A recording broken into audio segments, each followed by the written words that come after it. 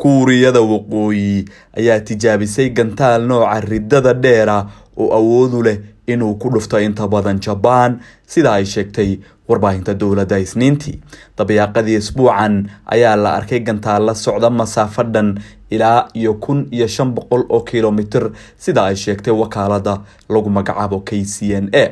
Tijaabadan ma jabinayso qaraarka golaha amniga ee qaramada midoobe ee Kuuriyada Waqooyi ay ku mutaysatay cunaqabataynta adag in markaa lagu soo rogo, laakiin waxa ay muujinaysaa baa la yiri in wadanku wali awood u leeyahay in uu soo saaro hub iyadoo ay jirto in dalkaasi ay soo foosartay cunto yaraan iyo dhibaato dhaqaale oo aad u fara badan. Tijaabada gantaalkan oo ah nooca cruise-ka ah ayaa muujinaysa in ahmiyadda istiraatiijiyadeed oo wax ku oola markaa ay macnaheedu tahay in si kalsooni leh loo sugo amniga dowladda markaa ama dowladeena baa lagu yiri oo si xoog leh loo xakameeyo dhaqdhaqaaqyada military xooga cadawga ayaa lagu yiri bayaan lagu baahiyay wakaaladda wararka ee KCNA.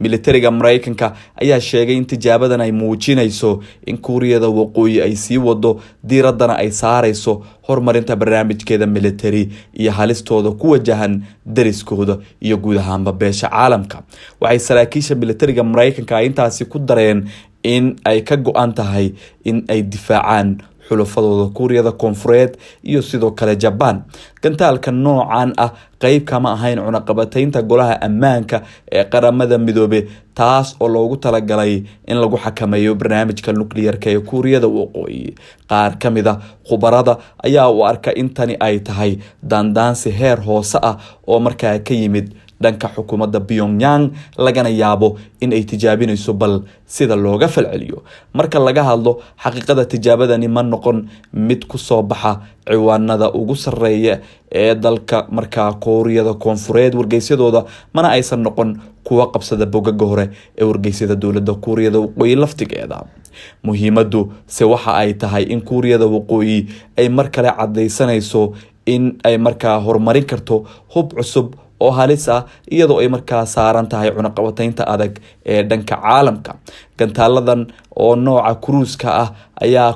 kuwa markaa jawi hoose ku duula oo ay adag tahay in la ogaado gabi ahaanba, jarayana masaafo dhan 1500 oo kiiloomitir isla markaana gaari kara qaybo ka badan oo markaa kamid ah dalka Japan iyo sidoo kale dalka kale ee dariska la ah Kuuriyada Koonfureed. Warbaahinta dowladdu waxay kale ku tilmaamaysaa gantaaladan kuwa istiraatiiji ah oo sida caadiga ah macnaheedu yahay in talisku uu doonayo in uu ku rakibo madaxyada nuclear-ka.